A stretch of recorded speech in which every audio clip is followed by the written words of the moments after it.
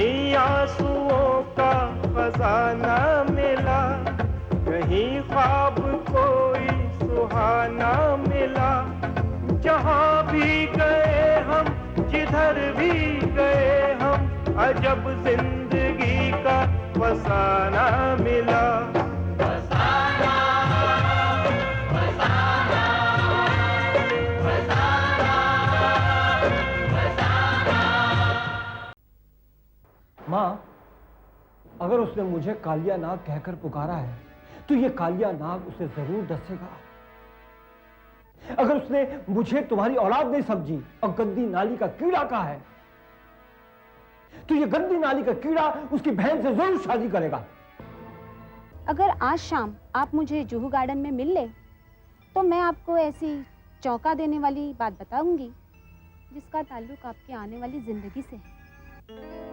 ऐसी कौन सी बात हो सकती है जिसका ताल्लुक मेरी जिंदगी से? अच्छा, जया जब आ जाए तो उससे खुद ही पूछ लेना। पूछ लेना? अरे क्या पूछ लेना? खाक पूछ लेना। पूछूंगा तो वो तो यही कहेगी, आई स्वेयर जानू, मैं तो ओवर टाइम करती थी, काम बहुत था। वो भानु साहब है ना डार्लिंग, वो झूठ बोलते हैं। I swear my love. Bhanu, तुमने अपने खातिर मुझे कुर्बान कर दिया। I love you Bhanu. I still love you। Sanjay का पहला प्यार तो मैं हूं। रही तुम्हारे भाई की बात, तो वो मेरा कुछ नहीं करेगा, क्योंकि संजय की पत्नी बनने से पहले मैं तुम्हारी भाभी बनने वाली हूं। Shut up. ये जो तू सोच रही है ना अनीता, ये कभी नहीं हो सकता, कभी नहीं होगा। अब तो यही होगा।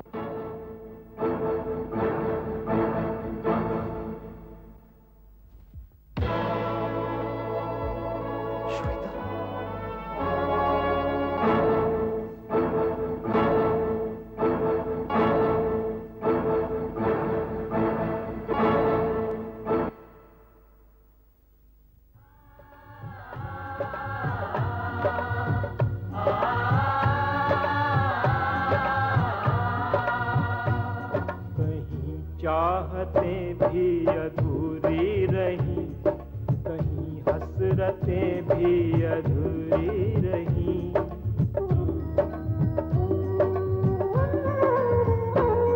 कहीं चाहतें भी अधूरी रहीं, कहीं हसरतें भी अधूरी रहीं। तरसता है कोई कि हंसता है कोई, जिसे देखिए वो दीवाना मिला। अजब जिंदगी का फसाना मिला। फसाना, फसाना, फसाना, फसाना। Shweta, how are you? कैसी हो? एक मिनट को श्वेता, मेरी बात सुनो। तुम मुझे गलत समझ रही हो, मैं बेकसूर हूं। प्लीज फॉर गॉड से, जो तुमने देखा वो गलत है, प्लीज। संजय, अगर कोई और मुझसे ये बात कहता तो मैं कभी यकीन नहीं करती, लेकिन तुम्हारी असलियत मैंने अपनी आंखों से देखी है और तुम कहते हो कि तुम बेकसूर हो। अब मैं तुम्हें कैसे समझाऊं कि मैं... श्वेता, मैं सिर्फ तुमसे प्यार करता हूं, सिर्फ तुमसे। मेरा उस लड़की से कोई संबंध नहीं है। मैं तो उसे अच्छी तरह जानता भी नहीं हूं। वो तो उसका पति उसे मारता है और वही दुखड़ा मुझे सुना रही थी जब तुम आ गई और तुमने देखा और मुझे गलत समझ लिया। अच्छी कहानी है। ये कहानी नहीं है श्वेता, ये कहानी नहीं है, ये सच्चाई है। This is the truth. Please Shweta, सच को पहचानने की कोशिश करो, वरना मेरी और तुम्हारी जिंदगी बर्बाद हो जाएगी। नहीं संजय, तुम्हारी जिंदगी बर्बाद नहीं होगी, जिंदगी तो मेरी बर्बाद होगी। होगी क्या, हो चुकी है। You know Sanjay, how much I love you. तुमने मेरे साथ ऐसा क्यों किया?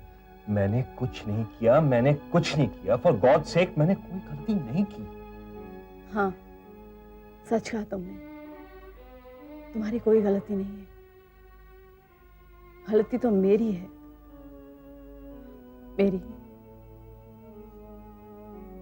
मैं ही पागल थी जो मैंने तुमसे प्यार किया। कितना प्यार किया मैंने तुमसे, कितना विश्वास किया मैंने तुम पर। और तुमने मेरे विश्वास का खून कर दिया। तुमने ये भी नहीं सोचा कि मुझ पर क्या गुजरेगी। अब मैं तुम्हें कैसे यकीन दिलाऊं श्वेता कि तुम... बस संजय, मैं कोई बच्ची नहीं हूं कि जो तुम कहोगे वो मैं मान जाऊंगी। मैंने सब कुछ अपनी आंखों से देखा है और मेरी आंखें तुम्हारी तरह बेवफा नहीं है। श्वेता,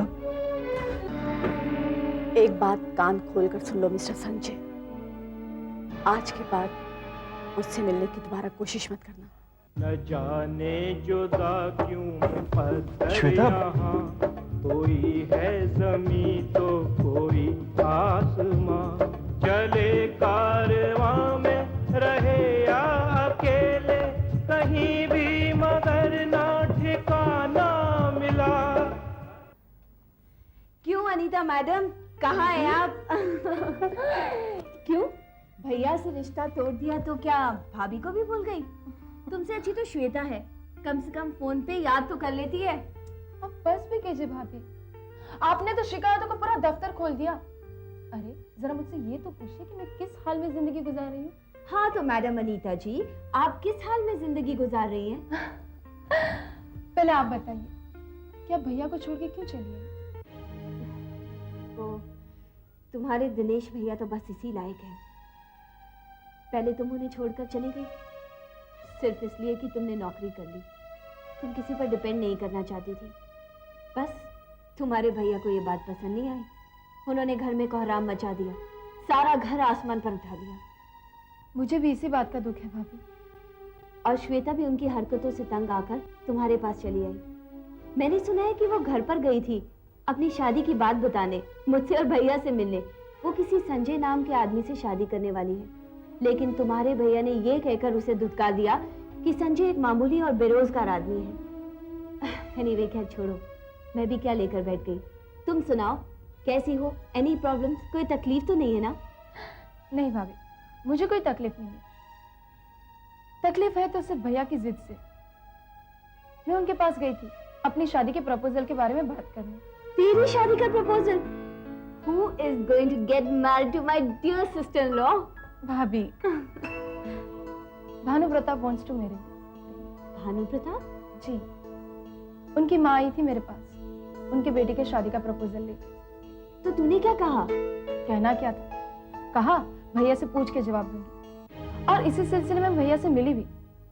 ये सब सुन के वो बहुत गुस्सा हो गए और बोले, मैं भी देखता हूँ तू मेरे दुश्मन भानु प्रताप से कैसे शादी करती है। मैं ये शादी हरगिज नहीं होने दूंगा। मगर भाभी, आप ही बताइए, मैं ये शादी करके भानु प्रताप और भैया के बीच की दुश्मनी की आग को हमेशा के लिए ठंडा करना चाहती हूँ। लेकिन अनीता, वो इस दुश्मनी की आग को जलाए रखना चाहते हैं। He has become terrible. He doesn't want to do good things in life. मुझे तो अब नफरत होने लगी है। बहुत समझाया लेकिन कोई फायदा नहीं है। अब तो मुझे उनकी बीवी कहलाते हुए भी शर्म आने लगी है। भाभी, अब तो मुझे भैया से बहुत डर लगने लगा है। एक तरफ तो वो श्वेता के बॉयफ्रेंड संजय को बियर बार में मिलके उसे मारने की धमकी दे चुके हैं, और दूसरी तरफ मेरे घर पे आके भानु प्रताप को भी मारने की धमकी दे चुके हैं। भाभी, अगर मैंने भानु प्रताप से शादी की तो... अनीता, तुम भानु प्रताप से शादी करोगी और मैं देखती हूँ कि डीके उर्फ दिनेश खन्ना इस शादी को कैसे रोकता है। इस शादी को रोकने के लिए उसको मेरे और मेरे बच्चों की लाश से गुजरना पड़ेगा। हाँ, मैं राखी की लाश पर से भी गुजर सकता हूँ मुन्नन। अपने इरादों को पूरा करने के लिए मैं कोई भी कदम उठा सकता हूँ। मेरा दुश्मन चाहे कोई भी हो, पराया या अपना, उसे चूर चूर करके खत्म कर दूंगा। मैं खत्म कर दूंगा। ये तुम्हें क्या होता जा रहा है दिनेश? दिन ब दिन तुम्हारे बढ़ते हुए गुस्से की वजह से तुम्हारे घरेलू और काम धाम के हालात खराब होते जा रहे हैं। कोई भी बात कहने से पहले उस पर अच्छी तरह गौर करो, अच्छी तरह सोचो। गुस्से में कही हुई किसी बात का कभी कभी बहुत बुरा अंजाम हो सकता है। जरा सोचो, अगर ये बात तुमने मेरे बजाय किसी और से कही होती तो वो तुम्हारे बारे में क्या सोचता? मैं हमेशा गुस्से में ही सही फैसला करता हूं मुन्नन शाह, और मेरे गुस्से की कुछ वजह भी होती है। आखिर तुम ही बताओ, ये राखी अनीता के फैसले की आग को क्यों हवा दे रही है? हाँ? सोचो मुन्नन, किन नजरों से मैं भानु प्रताप को अपनी बहन का जीवन साथी बनते देख सकता हूं? किन नजरों से? आखिर ये सब क्या हो रहा है, क्यों हो रहा है? इन सारी बातों के पीछे राखी की मुझसे बदले की भावना है, बस। ये तुम्हारी गलतफहमी है दिनेश बाबू। राखी ऐसा कुछ नहीं सोच रही होगी। अरे वो तो हमेशा तुम्हारी दोनों बहनों की भलाई चाहती आई। वो अनीता और श्वेता को हमेशा खुश देखना चाहती है। तुम्हें तो खुश होना चाहिए दिनेश बाबू कि तुम्हारी दोनों बहनें अपना अपना जीवन साथी चुन चुकी।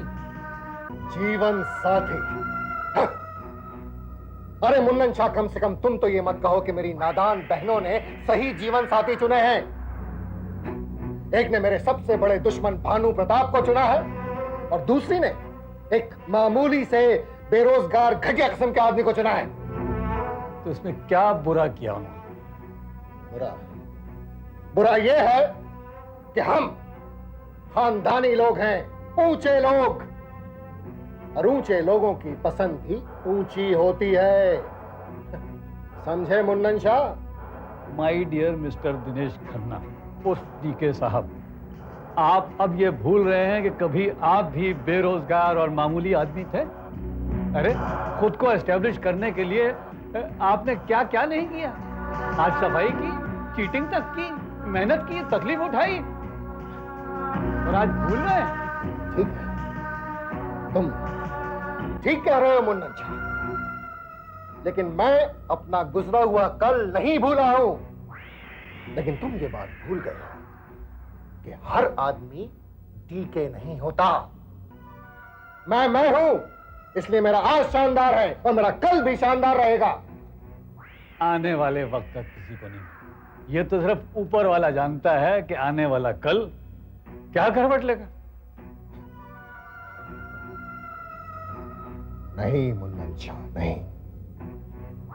मैं उन लोगों में से हूं जो खुद तय करते हैं कि उनका आने वाला कल कौन सी करवट लेगा। और आने वाले कल के लिए हालात के तहत मैंने तय कर लिया है। अब मैं एक ऐसी चाल चलूंगा कि राखी, अनीता और श्वेता खुद मेरे पास आएंगी।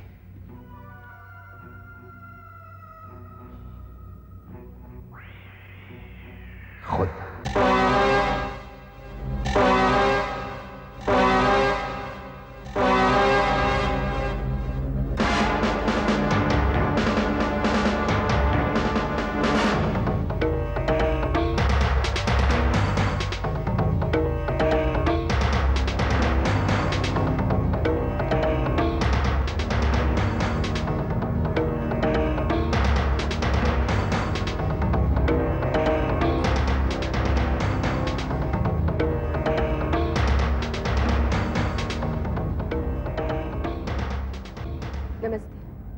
नमस्कार जी, मुझे ममता पांडे कहते हैं। मैं अग्नि महिला संघर्ष समिति की प्रेसिडेंट हूँ। हाँ हाँ, आप लोगों का बहुत नाम सुना है। आइए बैठिए। हम लोग यहाँ बैठने नहीं आए हैं, हम यहाँ मधु यानी आपकी बहू के बारे में पूछने आए हैं। सुना है आपने उसे भगा दिया, उसे गायब कर दिया। बल्कि लोगों से यहाँ तक सुना है कि आपने अपने नौकर के साथ मिलकर उसे ठिकाने लगा दिया, और इस बात का कोई चश्मदीद गवाह ना हो इसलिए अपने नौकर को भी हटा दिया। ये आप क्या कह रही हैं? ये झूठ है, सरासर झूठ है।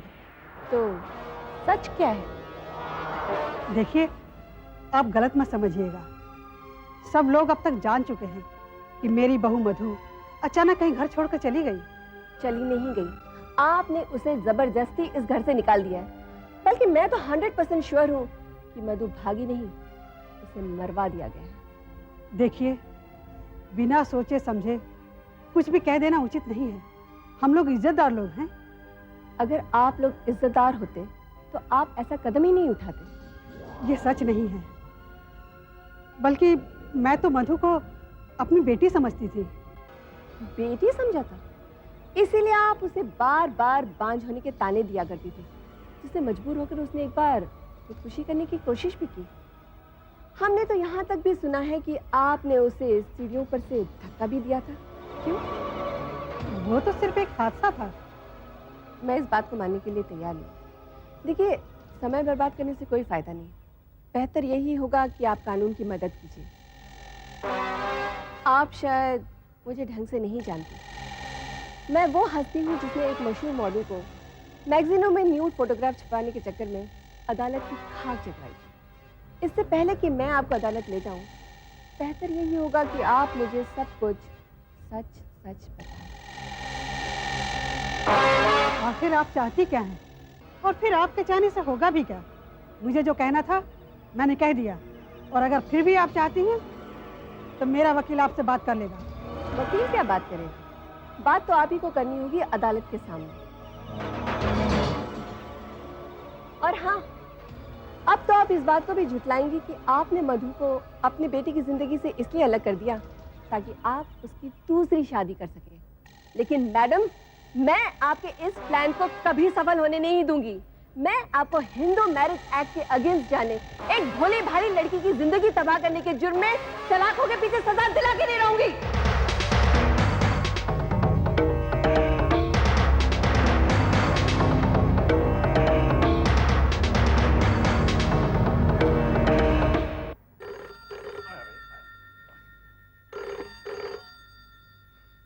हेलो।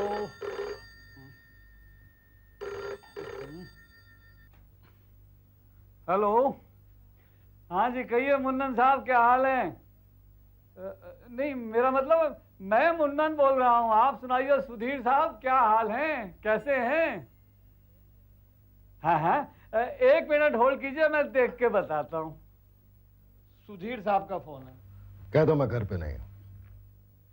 वो कह रहे हैं वो घर पे नहीं है। हैं? वो मेरा मतलब वो घर वाले लोग कह रहे हैं वो घर पे नहीं है, बाहर गए हुए हैं ना, इसलिए घर पे नहीं है।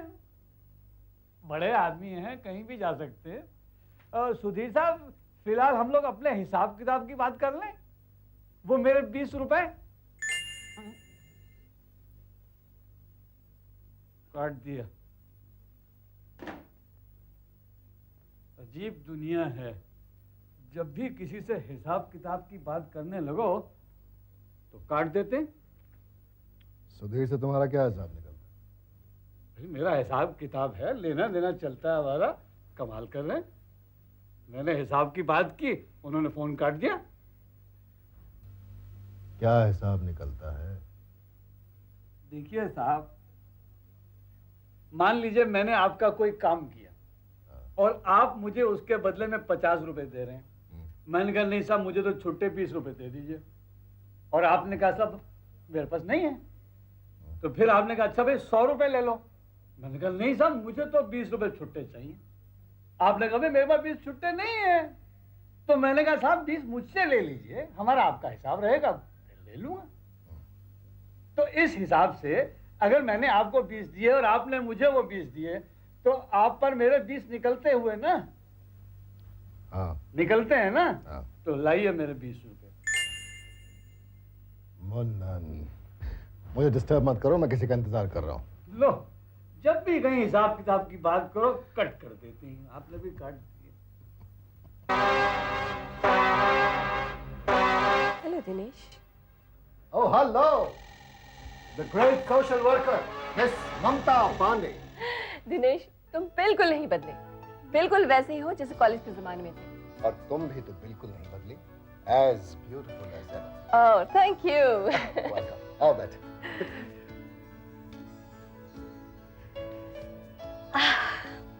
दिनेश, जो काम तुमने मुझसे कहा था वो मैंने कर दिया। अरे मुझे तो पहले ही मालूम था कि तुम जहाँ जिस काम के लिए जाती हो वहां से खाली हाथ नहीं लौटती। ओफो दिनेश, कभी तो सीरियस हो जाया करो। Okay okay. Life is not so easy baby. कभी किसी को अंडर एस्टिमेट नहीं करना चाहिए। जानते हो, भानु प्रताप की माँ से मिलकर मुझे महसूस हुआ कि वो औरत इतनी जल्दी हार मानने वालों में से नहीं है। कैसे नहीं मानेंगी हार? कब तक? जब भानु ही जिंदा नहीं रहेगा तब तो मानेगी। नहीं दिनेश, तुम ऐसा कुछ भी नहीं करोगे। अगर तुम्हें भानु को मारना ही है तो दिमाग से मारो। मुझे थोड़ा सा टाइम दो। इस दौरान मैं तुम्हारी बहन को भी समझा कर देखती हूँ। यही बात तो कब से मैं कहना चाह रहा हूँ।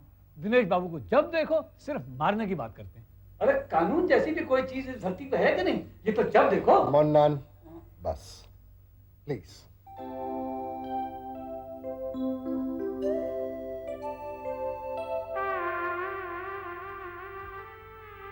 मुन्नन,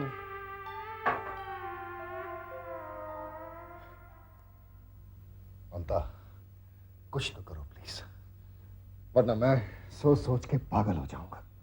दिनेश, पागल तो मैं भानु प्रताप और उसकी माँ को करूंगी, चाहे इसके लिए मुझे कुछ भी करना पड़े। कहीं चाहते भी अधूरी रही, कहीं हसरतें भी अधूरी रही।